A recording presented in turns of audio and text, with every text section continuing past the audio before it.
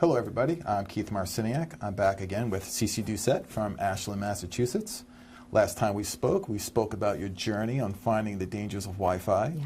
You brought the concern to your school board. Mm-hmm. They weren't sure what to do with it. Mm-hmm. So now you're on a bigger quest. You're going to bring this to your state senator. Well, as impressive as that sounds, it does Keith, sound impressive. I didn't have a cape or anything. It was just when our school committee was looking for a higher authority to help them direct what they're going to do with this new knowledge that they have, there wasn't anybody at the local level or at the state level. And so when our superintendent didn't feel they were in a position to start educating the community, I thought, well, how can we do this? And so I knew our Board of Health didn't know. And so I went to local coffee hours with Senator Karen Spilka, who's my local senator. And I had had the privilege of working alongside of her when I helped to run the local education foundation. And so we knew each other. She knew I wasn't just, you know, a crazy lady coming in off the street. And so I met with Senator Spilka and her district director in a local coffee shop during her office hours. And I educated her on what we covered in the last session, that there is a huge body of scientific evidence indicating biological harm from all of our rapidly adopted wireless technology. Did she have any idea? No, she didn't have any idea. And so what I did, by that point in my journey, I knew that this was so hard for people to get their minds around because, like you said, we can't see it, we can't smell it, we can't hear it. We might feel it, but people don't know that that's what they're feeling. Right. So how do you know? And I discovered that there are actually meters available that will measure how much exposure we have to microwave radiation. So I brought my meter with me when I met with Senator Spilka, and I measured her cell phone and her district director's laptop. And if you want to do a quick demonstration here, I'll tell you what this meter is. It's called an acoustometer, meaning that you're going to be able to hear the signal as well as see a digital readout, and then like a stop sign, a green, yellow, and red display depending on how much radiation is in the air. Okay. So when I turn this on, if there were no radiation in the room, it would just crackle a little bit to confirm that the meter's working. But when it goes green, that's still below the level that today we recognize there's biological effects. That could change over time as we get smarter about this. When it goes into yellow, that's where people who have developed electrosensitivity or electrohypersensitivity, for those who become very ill, that's where they start feeling symptoms in the yellow area. In the red, we have a massive body of scientific, peer-reviewed, credible, published studies that say this is biologically harmful. So when you show this to the senator, are you doing the same thing you did with the senator now? I'm doing the same thing with you. So right here, right now, this goes into yellow. So that's where the scientists indicate there's biological harm happening, whether we feel it or not. And you notice it popped up into red. And that's because all of our devices, when they're turn it on yet. Well, when they're in active mode, are constantly looking for a handshake with either the cell antenna to the cell tower, or the Wi-Fi antenna to the router, or the Bluetooth antenna to the Bluetooth tower. You know, so when you look at a cell tower, there's a whole bunch of stuff up there. There's a Bluetooth antenna, there's a cell antenna, there's a data antenna, we've got Wi-Fi antennas, we have locator antennas. The locator, right. So our one little device can have up to like 5 antennas in it. So this radiation is just from the studio. Yeah. If I take this off airplane mode. Yeah. And I'll turn on the audio now, too. That's the cellular. So, I could put on the Bluetooth. Yeah. But we're already off the charts here just with, got a text in. the way that everybody uses their phone today. What's the level we at now? Yellow? No, we're topped off out of red. We're off the charts with this meter. When I'm carrying this around in my pocket, on my body, that's what's hitting your cells all day long. So when I did this with Senator Spilka, she and her district director were looking at me like, oh my God, no one told They're like, us. Really?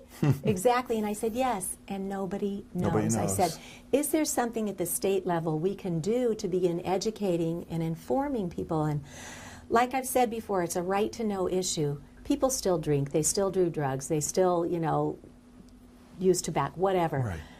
but people don't even know that we're exposing our families to this. So she was very gracious, and she put me in touch with a lawyer in her office. This was a tool to say, look, I can hear it, I can see it. Right.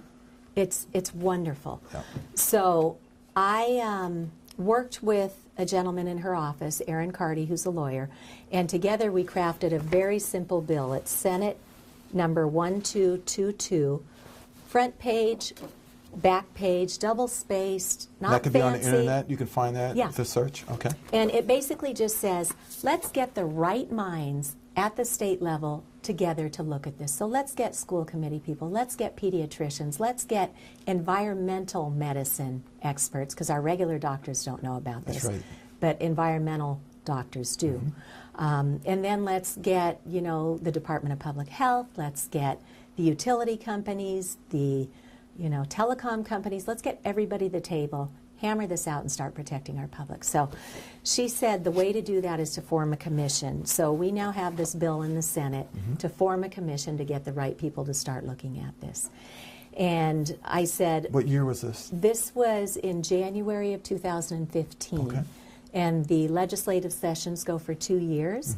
So when Senator Spilka introduced it from the Senate, the House gave it the nod, and then it was assigned to the Joint Committee on Public Health. I'm impressed.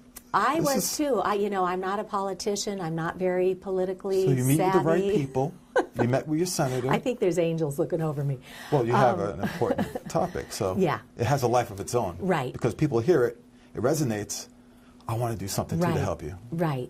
So I said to Mr. Carty in Senator Spilka's office, you know, so now what happens? She's introduced the bill. It's been assigned to the Joint Committee on Public Health. He said, sometime between now, which was January of 2015, and the spring of 2016, this bill will come up for public hearing.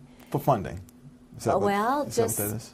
Just so the people on the committee can be informed. Okay. And so I said, okay, so what does that mean? And he said, well, on very short notice, this will get assigned to come up on an agenda. We'll let you know, and then you have 3 minutes to testify. Okay. And I'm thinking, okay, 3 minutes is better than nothing, right? That's right. So that was January, and I thought, okay, I can finally take a breath, because I hadn't planned on spending so much of my time investigating this and doing what I'm doing. I could get back to my family, my community. It's been about 2 years now, It's been borrowed time, yeah. So it was kind of a relief. So from January till May, I hadn't heard anything. And then on May 20th of 2015, I got a call, and it was a woman referencing my bill, and I thought it was Senator Spilka's office. But it wasn't. It turned out to be another woman by the name of Patricia Burke, who mentioned a second bill that's in the Boston, Massachusetts legislature, and that's House Bill 2868, and it's regarding smart meters. And if people don't want to have this Wi-Fi device mounted on their homes, she's hoping that they will be given the option to opt out. We never opted in to have these smart meters on our homes. So do they have? So you have all these communities in Worcester County. Do they have a right to say, I don't want this on my house? Well, we should, but when I got to go to the day that her bill came up for testimony, we had to sit through like 4 hours of other bills that were on the energy docket, and I learned about a thing called environmental justice. And in a nutshell, what that means is that large companies will come in with their toxic products, roll them out in a low-income, largely uneducated, poor community where nobody's likely to know enough to raise their hand and go, I don't think that's a good choice. So right now, National Grid is rolling out the smart grid in Worcester. And I used to hear about the smart You mean grid. they couldn't roll it out in Concord or Lexington? Well, no, because people there That's what I'm already have saying. been fighting cell towers. Right, they right. know that they don't want this technology snapped onto their homes. Right, and they know that. So Right. So I didn't know very much about these smart utilities. So I reached out to my Department of Public Health in my town or public utilities. And I said, so where are we with adopting, smart meters, and really, what are they? And when I was a little kid playing hide and seek, I'd be in the bushes and I'd be sitting there looking at my meters and watching those little dials go around. Well, Hypnotized. that's called an analog meter. Yeah, Right. yeah, right. Why is it spinning backwards? Ollie, oxygen free. Right. So those are just mechanical devices, and they don't emit any electromagnetic radiation. What we're seeing now is those are being converted out, and the digital devices are coming in. So I asked my town, well, what do we have? Are we on the smart grid? And they said, no, we're not on the smart grid. What we've done is we've replaced the electric meters with digital meters. And I said, okay, what does that mean? And they said, well, what that allows us to do is to do some cost saves. So we used to have somebody walk the neighborhood and take the readings once a month. Now what they can do is have a drive-by, stop in front of your house, shine their wireless device to my wireless meter, get a reading, and then drive on. But they're only there for like 3 seconds out of the month. Right. The other 30, 31 days, 365 days a year, 24/7, Yep. it's pulsing this electromagnetic radiation, and it goes through walls, and it goes through ceilings, and it goes through floors. So even though it's facing out, it's still radiating back into the home. Yeah. Okay. So I thought, okay, so then what's the smart grid? Now, What is a smart grid? what is 'Cause a smart grid? I hear so much about There's it. a great diagram in this brochure. Smart utility meters, are they smart for you? And you can find this online too. But I love this little diagram because I thought, okay, this is going to allow the utility company to do a drive-by. Now we can eliminate that and save even more money and just have the data go right from my house off to the utility company. But that's not actually how the grid works. So let's say this is your house, this is my house, and so on down the line. It aggregates my data, sends it to your house, picks up your data. No. Yeah. Oh my God. All of our data is now going down the line, and the person who's living nearest to this transformer that's out on a pole Oh my. I didn't know that. is getting a ton of electromagnetic radiation. And all our information's going right here, not even right off to the utility company. So when you're driving around now, you can look up and see things. I saw something, I think it might be a WiMAX antenna, and it almost looks like a little chime with 3 things hanging off of it on a box. There's so many antennas That's I can't aggregating keep the track data. anymore. I know. But that's what that is. So that's constantly looking for a handshake to the data that's coming out of here. You're right. So if you've got that in your neighborhood, plus these smart meters, it's tough. But beyond that, this is all wireless. Right. And wireless is far more easy to hack into than a hardwired cable. Right. So for thieves and stuff, they can now get your data. They know when your lights go off in the morning. They know when you come back at the end of the day. They know when your house is quiet during the day. So somebody who's ambitious enough could back up their truck and take your toys. And all that data is just out there. And then if you look at from a national security standpoint, our CIA has already said wireless is a huge security breach for our nation because terrorists could come in and take us down. And you and I live in the Northeast, and it gets pretty darn cold. And if you manage to shut off our electric, our gas, and our water, that's a really awful scenario to be in here in January, February.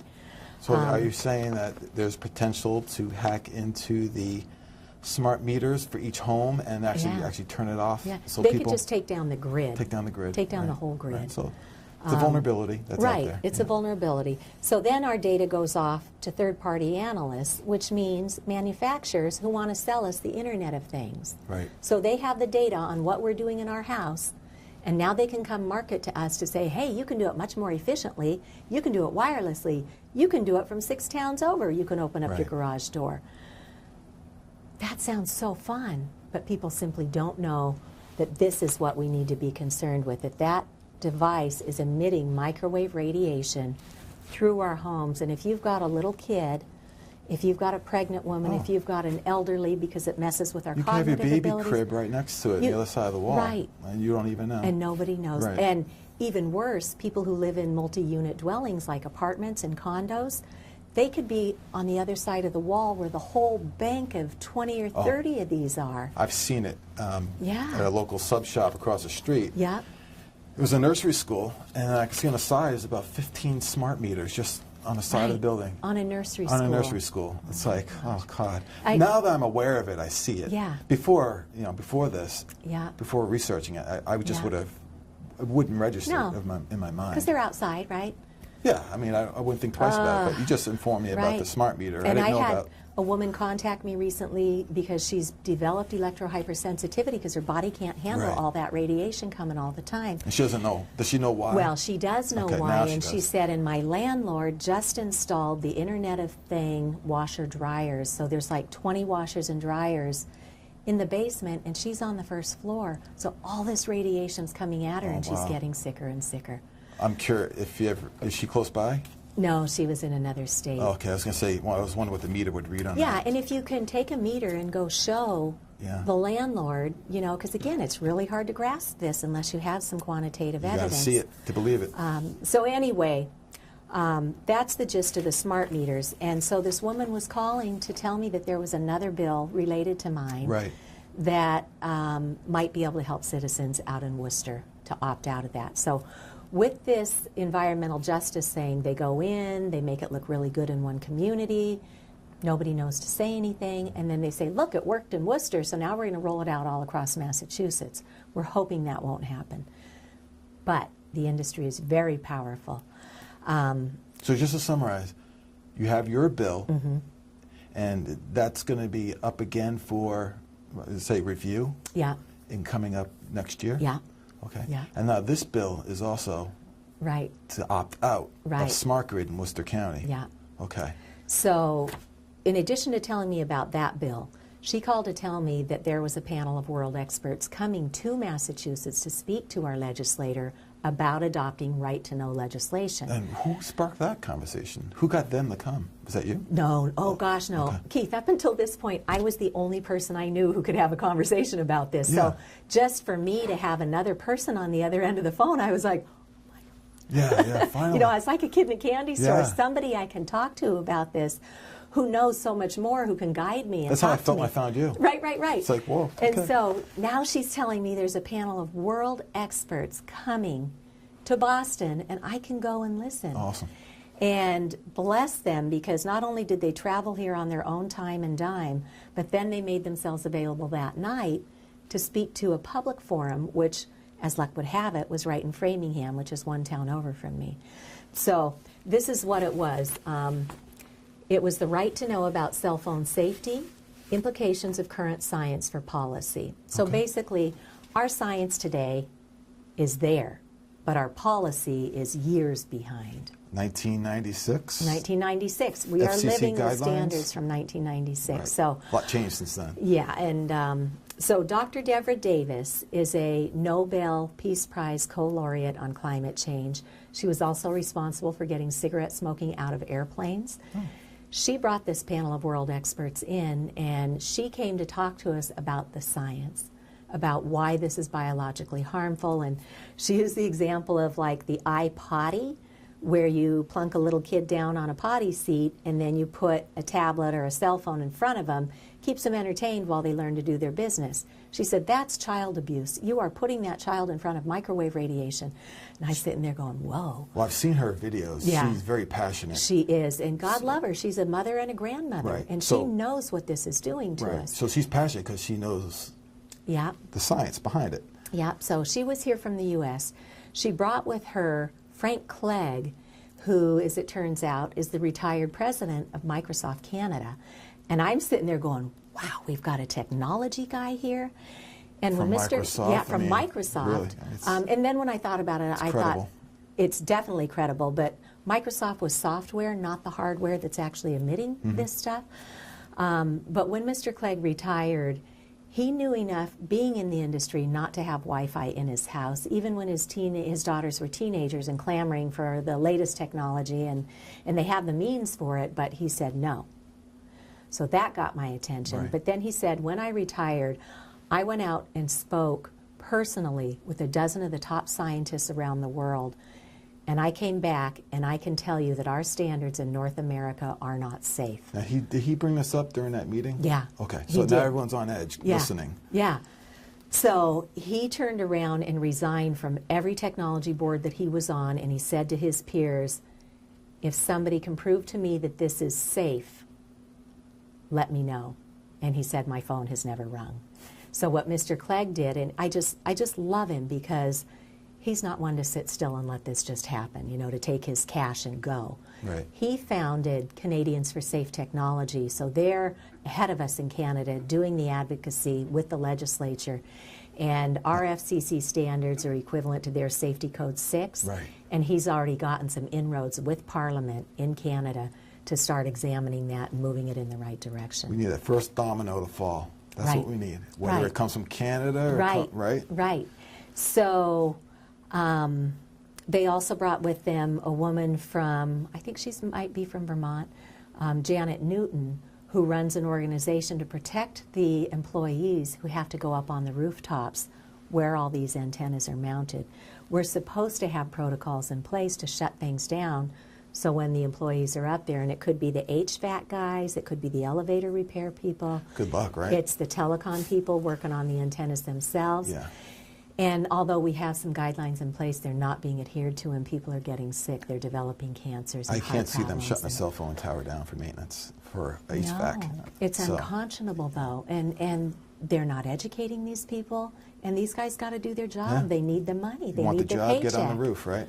So we're seeing disease creep up in that population. So she's advocating to at least adhere to the standards that we have that we're not even paying attention to.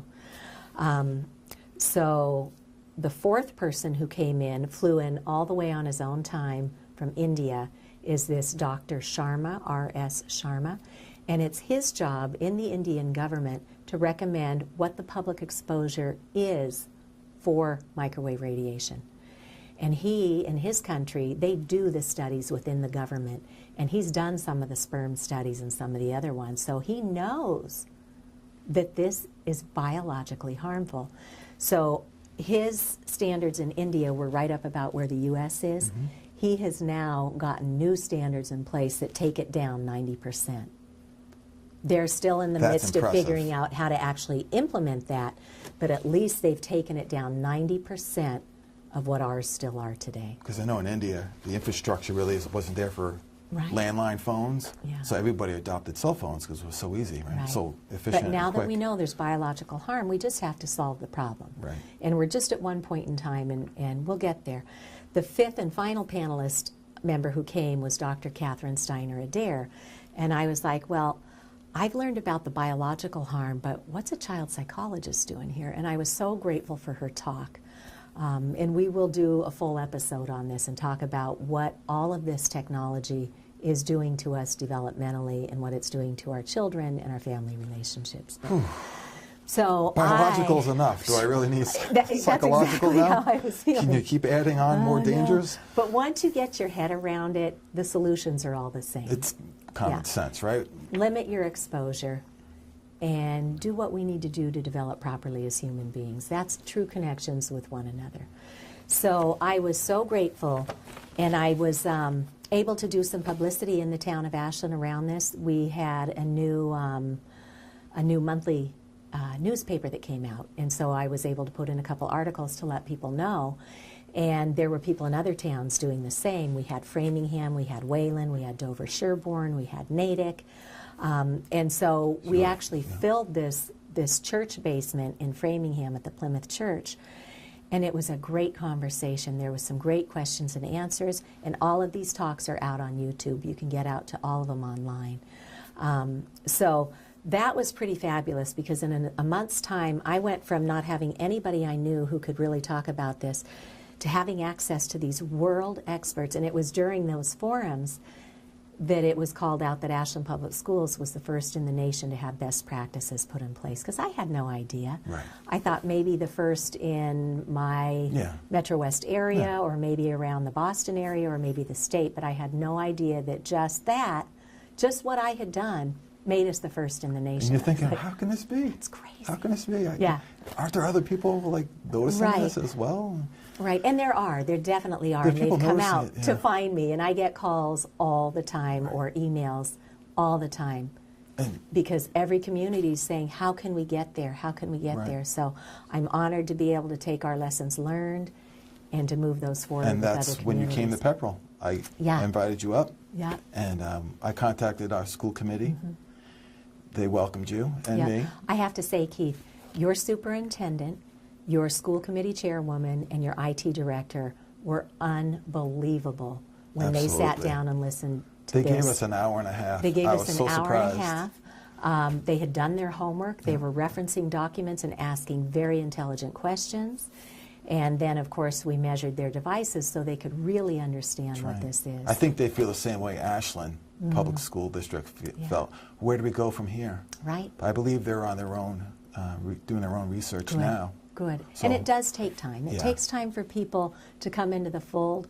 I have found that one-on-one conversations are the best way to do this because we all have our other jobs to do. We all have our work. Right. And so something coming in an email, if I got to run out the door to a meeting, I may or may not remember to come back and look at that. So set up a meeting, one-on-one, walk somebody through the issues, and then you're all on the same page. It's a level playing field, and now we can work towards solutions. And also I want to mention that we also brought it to the Pepperell Board of Health, Yes. which is one of the reasons why we're talking here Yeah, today. it was Right? fantastic. So it kind of has a life of its own. Yeah. You Yeah. spread the word. But you need somebody to drive it. You need somebody Yeah. like yourself who's a concerned citizen. I'm just a dad with Well, two kids in the don't school say just system. a dad. That's well, a I huge really, that's all I job. am. Yeah. I'm Right. not getting paid to sit here No. and talk with you. I'm just concerned about my kids Right. exposed to 1,200 hours of microwave radiation in school. 14,000 hours from K to 12. That's why I'm here. My right? heart jumps to my stomach Well, every time. as a dad, what I'm those supposed to do, statistics just let come it go up. by. Right. I mean, this is real evidence. Right. So, And anyway. it is. So thanks to people like you who are starting to tune in. And, back in 1996 when the FCC put their guidelines in place, we didn't have the access to the internet like we have today. Every parent can sit down and start doing Oh, their yeah. research. All the And information that you're Yeah. brought up is all it is. available And to everybody at the end home. of this video, there will be some links that people can go to because literally I spent 3 years sifting through all of this to get to the truth. We'll cut you right to the chase. And by all means, still go do all your own research if you're inclined, but we can at least point you to scientific evidence that's not industry funded. And those of you who do take the initiative to inform other people about the dangers, Yeah. remember there's always 3 stages of truth, Right? right? First one's ridicule, right? Violent opposition, Mm-hmm. and finally acceptance. Yeah. So I don't know what stage we're at right now. It's definitely not acceptance. We're somewhere in We're there, but still we're in going the to get to the ridicule point. stage, I think. By some, but then once people start listening in, it all comes full circle. Right. So looking back in my community, when I first started learning about this, I had been doing grant writing for our Ed Foundation and for our schools, so I knew we had a pot of money in the town of Ashland that gets redistributed back out in the form of grants to the community. So I thought, well, why don't we get a meter, put one in the schools, put one in the library, and then the whole community can borrow it and remediate their spaces. But this was so new that the first time I applied for the grant, they're like, well, come back next time. So I reapplied a second time. Okay. And then they're like, oh, it's probably more a Board of Health issue. But I already knew our Board of Health didn't understand this. Nor So I did the thought- Massachusetts Board of Health. No. So Oh. thankfully, I had Senator Spilka. So after this panel of world experts came to the State House, the next month, my bill came up for hearing. So I took my 3 minutes and I had the bioinitiative report, I had Ashland's best practices, I had my meter I could show them, and I was like this in 3 minutes trying got to it, yeah. convey as much as calmly and as reasonably Right. as one can. Goes by fast, right? But while I was doing that, I was watching the faces of every member of the Joint Committee on Public Health, and I could tell they were in shock and awe. Really? They had no idea that this issue even existed, so I thought, okay, I'm grateful for this opportunity to testify, and there were a number of other Massachusetts residents who came and spoke as well, so it wasn't just my voice. Right. And I was so grateful for everybody who came in. So I realized, you know what? I'm going to need to meet with every one of those people in order for them to understand what this issue is. So I did. I spent last summer and fall meeting one by one with every member on the Joint Committee on Public Health. And almost to the person, when I started the conversation to say, can you help me to understand what you might know about health issues surrounding Wi-Fi, every one of them said, well, I really don't know much. And I thought, okay. One gentleman young man, just fresh out of Suffolk Law School, working for one of the senators or representatives, said, well, I know a little bit about it. And he let me talk for a good hour or so. And at the end of it, he said, well, I actually get what you're saying because my father was the physicist who brought the team into Chernobyl in Russia after it blew. And I went, oh, so he understands what radiation does. Right. But he was the only person out of all the dozens and dozens of people I spoke to who had any idea. So that's how effective the industry has been at not allowing evidence of harm to hit the mainstream. That sounds very familiar of things in the past. Yeah, like the tobacco industry, asbestos. Now, if anyone wants to compare the two, Wi-Fi and smoking, is something you can do at home. You can look at the videos of commercials from the 50s, and you'll look at those videos today, you're like, oh my God. The doctor's smoking. The doctor's in a white coat. Well, it must be okay, right? Pregnant women. I even saw the Flintstones enjoying their Winstons. Oh, jeez. I was like, okay, so these are little kids from the 50s watching these commercials, right? Smoking is great. Right. No harm, no all danger. In the house, and then we wound up with what? Asthma, lung cancer. So I compare that with the advertising of Wi-Fi today. Right. You look at McDonald's, what do they have? They have a Big Mac carton open up like a laptop, and there's a guy typing on it saying, you know, free Wi-Fi. Yeah. So it's in your in your mind thinking it must be safe, must be fine. But you're right, Keith, we are at one point in time. Yeah. And there's lots we can do. So after I met with all of those legislators, I also met with the governor's office, and I met with my state federal legislators as well, Senator Markey's office and Senator Warren's office, because and Catherine Clark's office, our federal representative in Congress, because we all need to get this conversation going. So you're really hitting all of them. I mean, you are spreading the word. I gotta try, because if we don't know, and if the bill goes into effect, people need to know. So I'm just you hit the state level, now you're going to the federal level. Planting seeds is the best I can do. Yeah. But after having these conversations, something clicked in my head and said, oh, I probably need to double back to my town and start having one-on-one conversations. So I went and I met with each member of our Board of Selectmen, asked if I could meet with them privately, individually, and I taught them what I had since learned, because when I first gave them that grant application, I didn't know a whole lot other than there's a lot of evidence of harm. Now I could talk to the issue. So I taught them, you know, what the science is telling us. Like you and today. Yeah, and measured their devices, and I submitted my grant application for a third time. And they did give me 1 meter to donate to our library. And so Ashland Public Schools actually has, or Ashland Public Library, I'm sorry, has an acoustimeter that now has a barcode on it, comes in its little pouch. Oh, it's like taking out a book, right? Yeah, it is. And so they said... Have people been, can you check to see if they've been... Yeah, you can check it out. And I can go on and see if it's checked out People or are something. checking out? Yeah, they are. Excellent. And as I begin doing more one-on-one education in our community, it will be checked out, you know, very consistently, I'm confident. Excellent.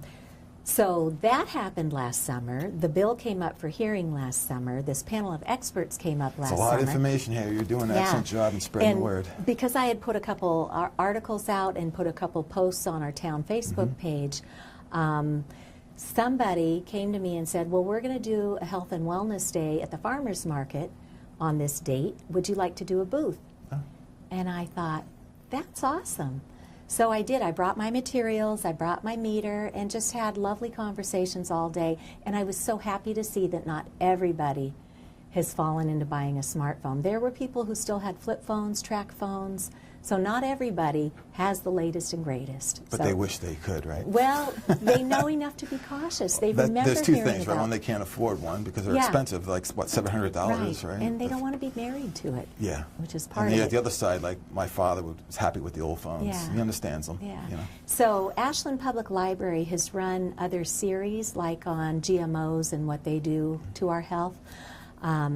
And as luck would have it, the booth next to mine was the GMO booth. There were people there talking about, because at a farmer's market you have a lot of organic farming. Yeah. So it's a great opportunity to educate people on why we don't want to eat food that's been chemically grown. And it looked like it was going to rain, and I'd been able to borrow a canopy. So the GMO booth said, would you mind if we squeeze in under your table? And I said, sure. And so we had, you know, our two tables like a V, and a gentleman came up and he's looking at GMOs and he's looking at EMFs or electromagnetic fields from Wi-Fi. And he said, so which one should I pay attention to? And I said, sir, I totally get your question, but we're only one body. We have to come up to speed on how to keep this one body healthy. Right. And it likely includes eliminating toxins from food, but also eliminating toxins from Wi-Fi technology. Right. He said, oh, okay. So great question. Another great thing happened that day is a gentleman from our library came up to me and said, you know, we do these film series. What would you think if we did the next one on electromagnetic radiation and health? And I thought, I can't believe you just did that, because I've been toying with the idea, but I hadn't quite gotten up the nerve to come ask you guys about it yet. And he said, well, I think we can do it. So that other woman, Patricia Burke, and I gave him some tips on what he might like to consider in that 6-part series. Was she the Worcester County? Yeah, she's the Worcester one who's trying to get bill. that opt-out bill through. So sure enough, they put together a 6-part film and discussion series that had experts. There are DVDs out there about this issue, you know, about smart meters, about the science, you know. There's a European journalist who did Microwave Science and Lies, which expose how even the World Health Organization has some people in there who are very friendly with the industry. So, but there's great resources out there, and so I've since learned that Ashland is the first library in the country to have a meter for the residents. Another first. And we're the first to have this series that other communities could definitely emulate. Absolutely. So there was a lot happening at the state level. And when that panel of experts came to Boston, they reached out to the Massachusetts Department of Public Health and had a private audience with them and got them up to speed on what this was. Excellent. And they were very, very pleased and grateful to be informed. But like our schools, when 9/11 happened, all of our budgets got slashed at the state level, at the school, municipal level. So everybody's resources got cut, and our Department of Public Health had to cut some of their staff. So they are just now being able to fill positions they had to cut and staff up, especially in the Environmental Bureau. When we look around at all the environmental toxins today, I can't imagine how swamped they are. So I met with them a couple of months ago and have since been in touch with them, and they've been able to hire a new epidemiologist, and they're hiring another one, and between them they're going to be able to start paying attention to electromagnetic radiation and public health. So I'm hopeful that just as, you know, when the H1N1 virus came about, we were getting information from our schools and from our state how to look at this toxin and how to keep a safer approach to it. So I'm hoping that we can do that at the state level. And then, if the Department of Public Health can issue fact sheets on this, that's what our schools are looking for. That's what they need. They need authority to say, they look. They need authority. So, because they all look upstream. Right. So either the bill will happen or these fact sheets will happen. Hopefully they will all happen eventually. But if we can get those synergies, then that gives everybody the authority to say, okay, here we go, and we're going to do what's right by our kids. All right, so just to summarize here, a lot of information you gave us and the viewers. So you started at the grassroots, you brought it to your school, you brought it to your senator, you brought it to the state legislature, you brought it to the feds, you also brought it to the Attorney General. I did. All right, so can we keep a short version of that? Okay. So just a couple of weeks ago, the Attorney General's office put out a flyer that they were going to have a listening session on energy, a couple of sessions actually, in Worcester and in Springfield. And when the people started showing up to talk about their community concerns, I think they were mostly expecting to hear about the pipeline and maybe the cost overruns that are happening with that smart utility grid that's being piloted.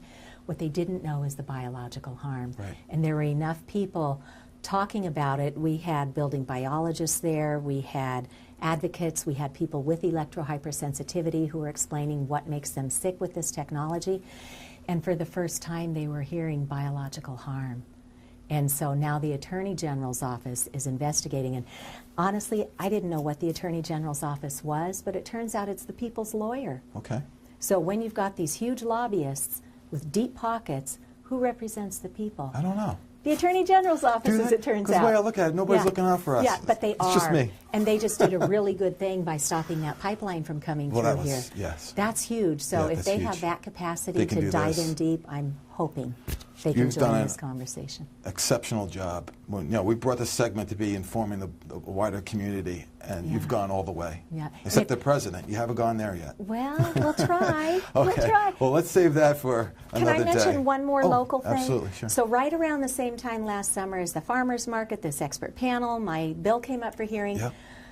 I didn't have anything to do with this. This is the Boston Parents paper, and when their journalists figured out what this issue was, they cleared everything else off the cover of theirs and just put this little boy behind a tablet with school bus colors and said, "Is Wi-Fi in schools safe? A look at the potential dangers."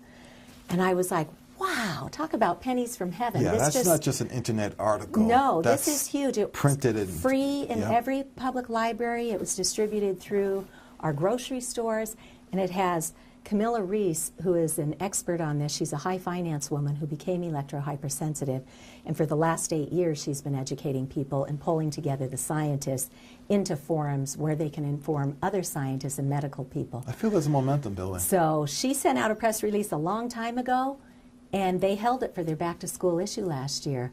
And then Dr. Martha Herbert over at the Autism Lab is also quoted in here, and they give a good list of things to do to protect yourself. Wow, that's excellent work. Thank you. So let's we'll hold it there. Yep. There's a lot of information for everyone to digest. Yeah. And our next episode, we'll talk about why don't we know about this? Okay. Why don't we know about Wi-Fi dangers? I was surprised when I found out there was, Ditto. right? So Yeah. I'm sure some of you at home feel the same way. Yeah, but So- there's a lot of good reasons, and we'll be happy to share them. Great. Thank you. Thank you very much.